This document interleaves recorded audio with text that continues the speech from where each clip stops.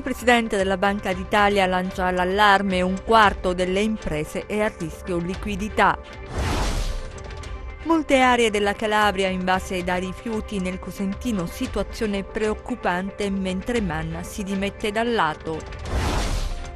L'amministrazione comunale impedisce ai tecnici della regione di ispezionare la discarica. Protesta dei sindaci del comprensorio in difesa dell'aeroporto di Crotone, poco utilizzato. Sgominata una banda dedita a furti nelle abitazioni dei professionisti dai carabinieri di Taurianova.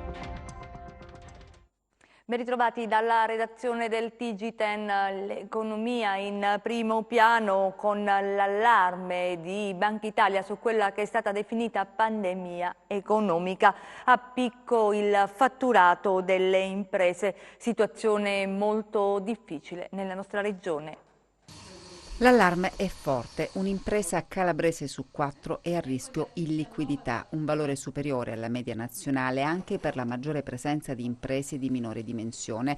Emerge dal rapporto sull'economia calabrese di Banca Italia. La situazione è difficile, molto difficile. Gli effetti di questa emergenza, di questa pandemia, sul tessuto economico non saranno ovviamente limitati soltanto ai momenti terribili della chiusura delle attività, ma dipenderanno moltissimo dall'efficacia delle azioni di contrasto e dalla possibilità di questo territorio, di questo tessuto economico, di riprendere e di ricominciare il cammino che aveva iniziato negli anni scorsi, pur lentamente, di ripresa dell'attività produttiva e di riemersione da quelle che erano state le grandi crisi del passato. Tante persone hanno perso il loro lavoro. Tante persone ci chiedono di non perdere anche la speranza. Ecco, questo è un compito che spetta a tutti noi. Fare adesso tutto ciò che è possibile perché il dopo sia migliore e dare alle persone quella che è una prospettiva, un piano compiuto, che anche se sarà sicuramente difficile perché nessuno sa come sarà, nessuno sa con certezza come sarà il dopo Covid, come sarà il mondo futuro dopo questa terribile pandemia, certamente avere un piano compiuto che traccia le grandi linee di sviluppo, le grandi direttive di crescita potrà servire a rafforzare le aspettative. La crisi economica determinata dalla pandemia aumenta il rischio usura per famiglie e imprese. Nel post-lockdown l'Osservatorio Nazionale Anti-Racket e Anti-Usura di SOS Impresa rileva da nord a sud proposte irrituali da parte della criminalità per rilevare attività commerciali con valori inferiori al prezzo di mercato. Vediamo. Famiglie e imprese in crisi di liquidità dopo i lunghi mesi di lockdown e le chiusure forzate determinate dall'emergenza sanitaria. A causa dei ritardi nell'erogazione della cassa integrazione per molti lavoratori e degli aiuti promessi alle imprese per la ripartenza, adesso c'è il rischio concreto di usura e infiltrazioni criminali, un fenomeno che interessa tutto lo stivale, da nord a sud. Le mafie prestano i soldi più facilmente, senza burocrazia, ma alla fine il conto da pagare è davvero molto alto. Come osservatorio appunto di SOS Impresa abbiamo segnalato che in questo momento ci sono soggetti che non sono dichiaratamente criminali, almeno nel modo in cui si presentano, che però vogliono acquisire aziende, negozi, attività a prezzi particolarmente stracciati.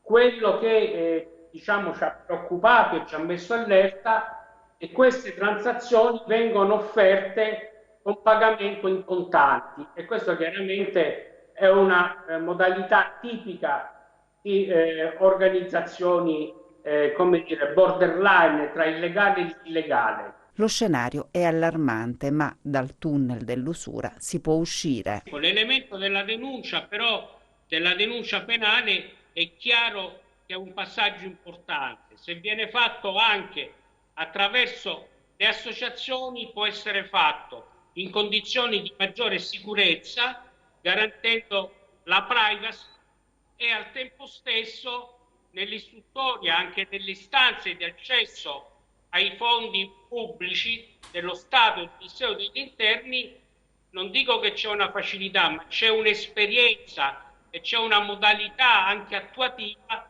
che certamente aiuta a non avere tempi lunghi. Quindi c'è una possibilità di poter uscire dal tunnel dell'usura. È chiaro che qui, siccome l'usura è un reato particolare, cui conta molto sia la paura, ma conta tanto anche la vergogna, allora io dico non vergognatevi di chiedere aiuto, che forse da soli non ce la fate. E c'è un altro problema irrisolto da sempre che sta diventando nuova emergenza, parliamo della questione rifiuti, la spazzatura invade molte aree della Calabria, nel Cosentino la situazione è preoccupante e come aveva annunciato ai nostri microfoni proprio pochi giorni fa si dimette il sindaco di Rende Marcello Manna da presidente del Lato, vediamo. 5 dicembre 2019, riunione in prefettura a Cosenza alla presenza del neocommissario ad acta del Lato, l'ingegner Ida Cozza. All'ordine del giorno il superamento dell'emergenza rifiuti in provincia attraverso l'individuazione dei siti in cui allocare l'ecodistretto e la discarica di servizio. 7 febbraio 2020, nella conferenza stampa del Lato Cosenza 1, si lancia l'allarme, il sistema è saltato o si trova una soluzione o la provincia di Cosenza non potrà più conferire rifiuti. Giugno 2020, il presidente del Lato Marcello Manna si dimette, la crisi è ormai alle porte. È un vero e proprio grido d'allarme su una emergenza che è la madre di tutte le emergenze. Da qui a un mese noi saremo nel caos totale, dobbiamo provare a dare risposte e qui ci sono degli appuntamenti importanti, entro il 30 giugno c'è da eventualmente modificare normativamente la possibilità di utilizzare anche i privati, altrimenti non è possibile. Ato è una scatola vuota, non abbiamo nulla. Eppure abbiamo lavorato tanto. In questi mesi non si è riusciti a individuare l'area dove realizzare l'ecodistretto. La proposta del sindaco di Mendicino è stata respinta. La zona non è idonea per il trattamento della frazione umida e sussistono problemi di viabilità. Morano è in cima alla lista, ma le resistenze del territorio finora hanno stoppato il progetto. C'è bisogno anche di un senso di responsabilità da parte dei territori. Quando si individua un sito non è che si deve per forza insorgere, tutti insorgono. Anche qui è necessario che venga detto ai cittadini: produciamo rifiuti e dobbiamo avere anche i luoghi dove questi rifiuti devono essere trattati e devono trovare una loro sistemazione. Non possiamo ogni volta alzare le barricate e dire qui nel mio orticello o nel mio comune no e negli altri comuni sì. Ci attende un'estate caldissima. L'unica soluzione nel breve è insistere con l'export dei rifiuti, una pratica molto costosa. Adesso la stiamo portando in Puglia già, ma forse la dovremo portare anche all'estero. Questo significa non avere per tempo predisposto impianti di scariche e altro che servono in questo momento. Secondo indiscrezioni raccolte, sarà la Regione a interrompere l'impasse. Nel piano dell'assessorato ci sono 3 nuovi impianti, uno per ogni macroarea. Sarà la volta buona? Intanto a Castrovillari questa mattina il sindaco, i consiglieri comunali, i cittadini, gli agricoltori della zona hanno impedito ai tecnici della regione di entrare nella discarica di Campolescia e quindi di poterla aprire così come previsto dall'ordinanza del presidente della regione. Vediamo.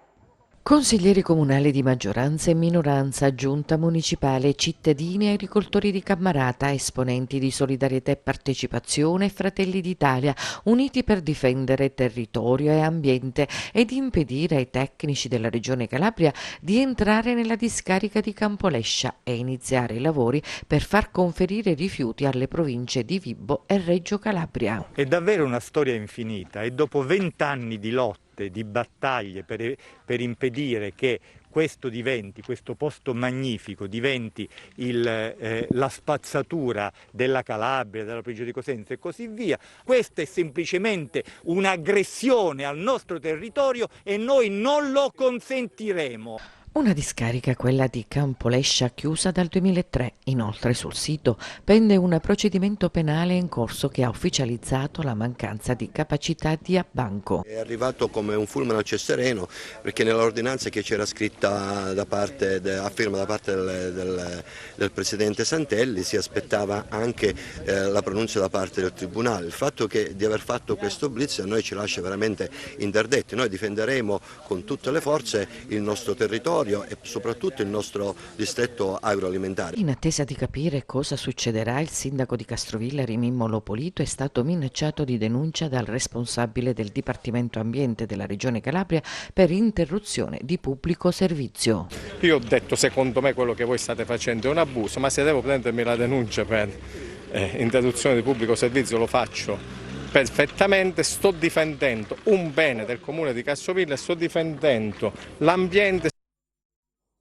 E della questione rifiuti in Calabria si è discusso anche a Roma con il Ministro per il Sud, lo ha annunciato sui social il sindaco di Reggio Falcomatà. Vediamo.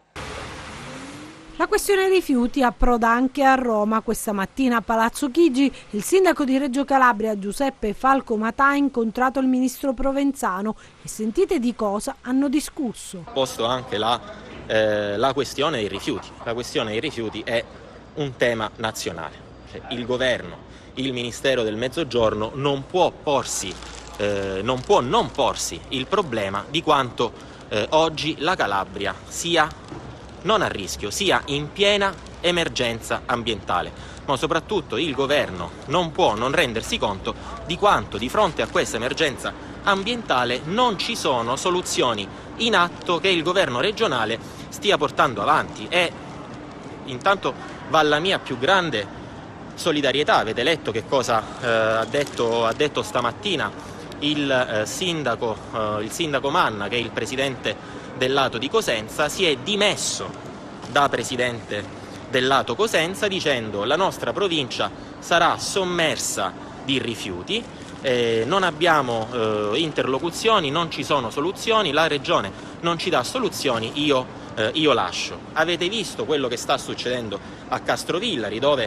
l'amministrazione e il sindaco si sono opposti all'apertura dei cancelli della discarica di Castrovillari per far iniziare i lavori e per la sua riapertura. Piena solidarietà. Questo ci serve intanto a capire, qualora ce ne fosse bisogno, ancora qualora qualcuno non lo avesse capito o volesse confondere le acque, che purtroppo questa è una emergenza di carattere regionale. Tutti i comuni sono nelle stesse difficoltà, anche da Vibo ci giungono immagini davvero poco edificanti, la nostra città, non ne parliamo, la conoscete. Secondo, massima solidarietà a questi sindaci che, non vedendo soluzioni, sono stati costretti anche per forse lanciare un segnale, immagino, a lasciare il proprio ruolo. Io non mollo di un centimetro. Siamo ai numeri del bollettino regionale e oggi nessun nuovo contagio. Vediamo. In Calabria ad oggi sono stati effettuati 84.222 tamponi. Le persone risultate positive al coronavirus sono 1.165. Nessun caso in più rispetto a ieri. Quelle negative sono 83.057. Territorialmente i casi positivi sono così distribuiti: Catanzaro 15 in reparto, 1 in isolamento domiciliare, 168 guariti, 33 deceduti. Cosenza 1 in reparto, 7 in isolamento domiciliare, 426 guariti, 34 deceduti. Reggio Calabria 2 in reparto, 6 in isolamento domiciliare, 252 guariti, 19 deceduti. Crotone 1 in isolamento domiciliare, 112 guariti, 6 deceduti. Vibo Valentia 1 in isolamento domiciliare, 76 guariti, 5 deceduti. Le persone che si sono registrate sul portale della Regione Calabria per comunicare la loro presenza sul territorio regionale sono in totale 6.859. No allo smantellamento del servizio di oncoematologia dell'ospedale di Cosenza. Parliamo di oncoematologia pediatrica. L'associazione Gianmarco De Maria in una nota ricorda le centinaia di mamme e papà calabresi che negli ultimi 19 anni hanno trovato anche in Calabria e a pochi chilometri da casa la speranza di guarigione per i propri piccoli colpiti da complesse patologie tumorali. È un servizio clinico, si sottolinea nella nota, non un reparto vero e proprio, istituito con deliberazione dell'azienda ospedaliera di Cosenza, numero 399 del 13 marzo 2001. In questi circa 20 anni si aggiunge, sono stati più di 12 milioni gli euro fatti risparmiare da questo centro alla sanità calabrese, euro rimasti nelle casse della Regione Calabria. L'appello quindi alla dirigenza dell'ospedale, perché si chiede, sono state fatte queste scelte, andiamo avanti. La questione trasporti aerei in piazza per dire no all'isolamento del territorio, alla manifestazione promossa dal Comitato Cittadino Aeroporto di Crotone. Hanno aderito i sindaci della zona. Vediamo. Ieri l'annuncio di un ritorno della compagnia aerea Ryanair in Calabria, in particolare si volerà anche nello scalo di Crotone, ma questo non basta. Io ho verificato personalmente ed è vero, ho fatto una simulazione, il 3 luglio effettivamente c'è il primo volo disponibile, però questo non basta, è arrivato il momento, la fase preliminare è finita, l'aeroporto è attivo, però adesso abbiamo bisogno di un incremento dei voli, abbiamo bisogno di sapere se Sacal e se la Regione Calabria stanno parlando con altre compagnie e se c'è un piano strategico regionale soprattutto che dica quale ruolo deve avere Crotone e soprattutto quali servizi e come incrementare più voli. È proprio per chiedere chiarezza che oggi anche i sindaci del Crotonese sono scesi in piazza per salvaguardare lo scalo. Tante cose non dipendono da noi, certamente l'unica cosa che diciamo a gran voce è che non possiamo fare a meno dell'aeroporto di Crotone, dell'aeroporto di Sant'Anna, perché per noi diventa un punto fondamentale dello sviluppo strategico di tutto il nostro territorio. Non abbiamo una 106, che non abbiamo altre infrastrutture che ci consentono di cose, cioè, è impossibile che ancora nel 2020 noi dobbiamo camminare solo esclusivamente con i pullman. Questa è una cosa che, lasciatemelo dire, insomma, un po' mi dispiace, un po' deve dispiacere a tutti i cittadini, a tutte le istituzioni, compreso quello che è dietro di me, insomma, che dovrebbe anche rappresentare in questo momento l'ente comune di Crotone. Il Comitato Cittadino per l'aeroporto è da tempo che porta avanti questa battaglia e nonostante le rassicurazioni ci tiene a sottolineare che molte promesse non sono mai state mantenute. Noi finché abbiamo le forze continueremo a lottare con il cuore, con la mente, cerchiamo di parlare con tutte le istituzioni e tutti gli enti. Oggi ci saranno tanti sindaci in rappresentanza dei cittadini. Non abbiamo voluto coinvolgere tanti cittadini, è stata poco pubblicizzata la manifestazione volutamente per mantenere il distanziamento sociale che in questo momento bisogna avere. Abbiamo cercato di coinvolgere i sindaci che hanno aderito in massa, appunto in rappresentanza della voce dei cittadini che loro rappresentano. La cronaca sgominata nel Reggino, la banda del buco, 7 le persone arrestate. I carabinieri della compagnia di Taurianova hanno individuato un gruppo criminale specializzato nell'aprire e svaligiare casseforti. Vediamo. Lasciava il segno quasi un marchio di fabbrica la gang che negli ultimi anni pianificava e attuava furti ad abitazioni, esercizi commerciali ed aziende. Infatti gli autori dei colpi, 7 persone che sono state arrestate dai carabinieri di Taurianova, lasciavano sui muri vistose tracce della loro presenza. I carabinieri, facendo scattare l'operazione, hanno pensato di denominarla Banda del Buco, secondo una consolidata letteratura giornalistica e non solo. 6 uomini e una donna, ladri professionali. Il capo è stato individuato in Mihia Tudor, 36 anni, rumeno, residente a Cittanova. Gli altri sono Domenico Ascone, 40 anni, di Taurianova, Gabriele Fosco, 45 anni, di Cittanova, Saverio Alessandro Fondacaro, 38 anni, di Rizziconi, Rocco Giovinazzo, 37 anni, di Rizziconi, Diego Giovinazzo, 45 anni, di Rizziconi e Gianina Ilena Kazzaku, 40 anni, rumena. Diego Giovinazzo e la Kazako sono stati posti ai domiciliari. Molti furti compiuti, come detto, con metodi e strumenti moderni. Erano attrezzati di tutto punto i componenti della banda, capaci di disattivare sistemi di allarme e agire a colpo sicuro dopo aver acquisito dettagliate informazioni sugli spostamenti delle vittime del furto. A tale proposito un ruolo importante è stato rivestito, secondo l'accusa, dalla Kazako. Con l'operazione di oggi è stato dato un duro colpo a un gruppo criminale dedito in maniera sistematica e professionale a reati predatori nella piana di Gioia Tauro. I 7 destinatari di misura cautelare agivano in maniera efferata con un'ingiustificata violenza contro le cose, creando un ingente danno patrimoniale alle vittime, quantificato in oltre 450.000 euro. E agivano utilizzando strumentazione assolutamente professionale, sia da scasso sia come disturbatori di frequenza, ricetrasmettenti, per impedire o rallentare l'intervento delle forze dell'ordine. Nonostante questi colpi quasi perfetti, le indagini dei Carabinieri hanno consentito di raccogliere e ricostruire indizi che hanno dato un nome e un volto agli autori di questi gravi reati. Lo sport e il calcio, a meno di 24 ore dalla ripresa del campionato di Serie B, Cosenza e Crotone si preparano alle 2 gare casalinghe di domani alle 18. I lupi di mister Occhiuzzi affronteranno l'Entella, mentre i pitagorici il Chievo Verona. Vediamo. Chissà quante volte lo ha sognato questo momento Roberto Occhiuzzi. Qui in queste immagini vestiva i panni da capitano del Cosenza nel 2007, anno della promozione in Serie C. Oggi invece vivrà la vigilia da allenatore dei lupi, perché la società del presidente Guarascio ha deciso di affidare la guida tecnica al vice di Braia, cresciuto nel vivaio dei lupi. A fianco a lui in questo tour de force come vice il tecnico Tortelli e Luigi Carnevale come collaboratore tecnico. Oggi come allora Roberto Occhiuzzi è chiamato ad un nuovo miracolo: preservare la categoria nelle 10 gare che restano fino a fine campionato, a cominciare dalla sfida di domani pomeriggio alle 18 al Marulla, quando sarà di scena la Virtus Entella. L'emozione c'è, sempre un esordio con questa maglia mi porta lontano in quel 1999, esordio in B, e quindi sì. Ma anche se poi alla fine, una volta che sei in campo, poi hai la testa sul tuo lavoro, quindi metti da parte le tensioni, le ansie, le metti assolutamente da parte, però non si può negare che ci sia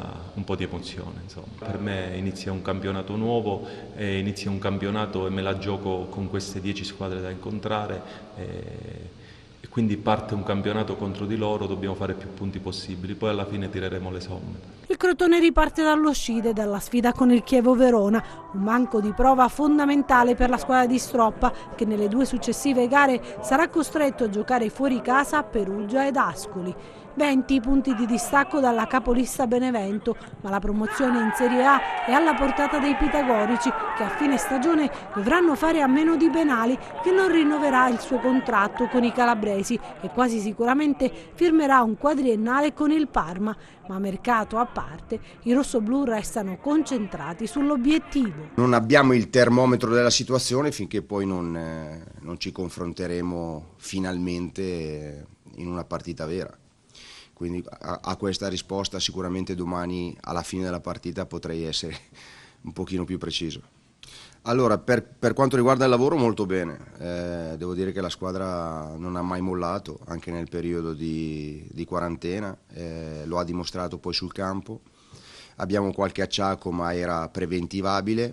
Speriamo di recuperare poi nella prossima partita qualcuno che sarà assente per piccole cose. Per il resto quelli che ci sono stanno veramente bene. L'aspetto che poi mi fa ancora più piacere è che mentalmente la squadra è concentrata, è attenta, non molla un attimo nell'allenamento, e questo è un ottimo segnale. Le ultime dalla borsa, vediamo.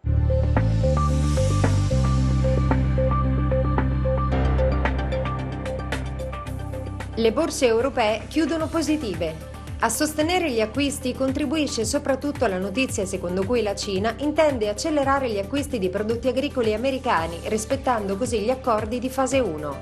Nel vecchio continente i riflettori erano puntati sulla riunione in videoconferenza del Consiglio europeo, chiamato a discutere i recovery fund da 750 miliardi per sostenere le economie duramente colpite dalla crisi.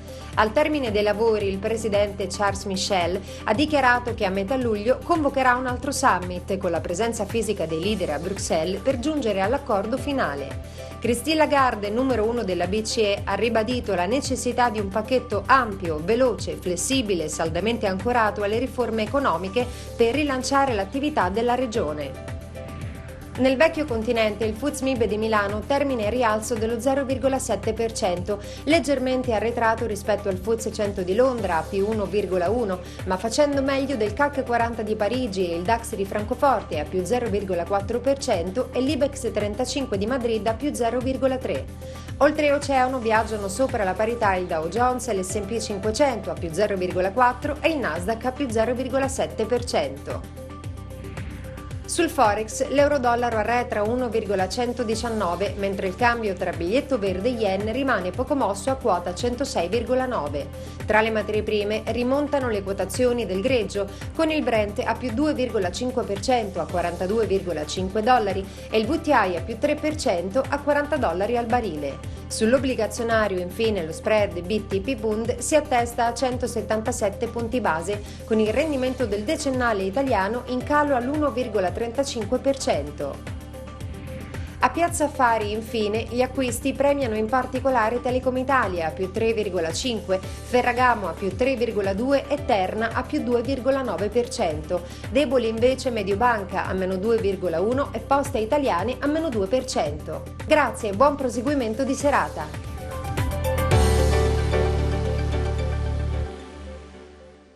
Chiudiamo con le previsioni del tempo.